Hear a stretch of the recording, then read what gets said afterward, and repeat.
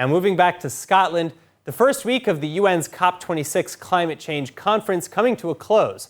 But while many nations are pledging to do better for the planet, not many on the streets are buying the message. Hannah Rifkin with the story.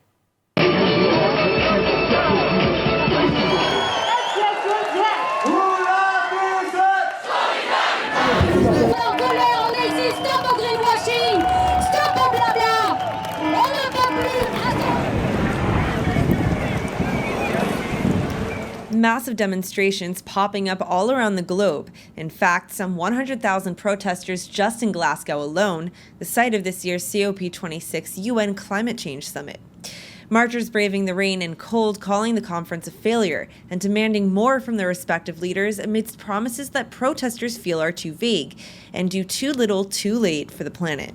Climate activist superstar Greta Thunberg calling the COP a PR event and even outright accusing international leaders of actively creating loopholes to, quote, continue profiting from this destructive system.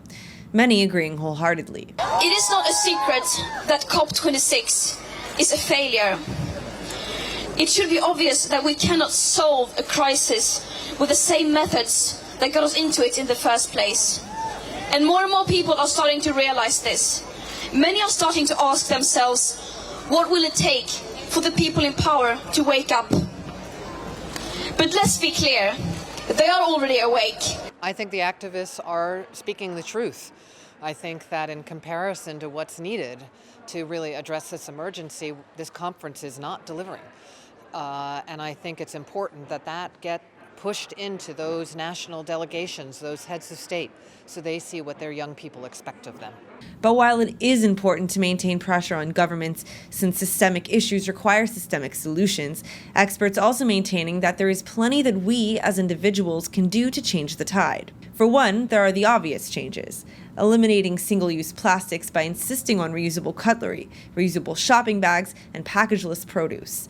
There's also eating less meat, trying to consume less electricity and water, desalinated or not, and using public transportation or just otherwise driving less. As for the not so obvious, we're using paper of which less than a quarter is recycled, cutting down on fabric softener, which is a major water pollutant, planting trees and flowers in public spaces, and reducing our online activity. Every email thread, cryptocurrency exchange, and Facebook like being recorded on fuel-guzzling server farms.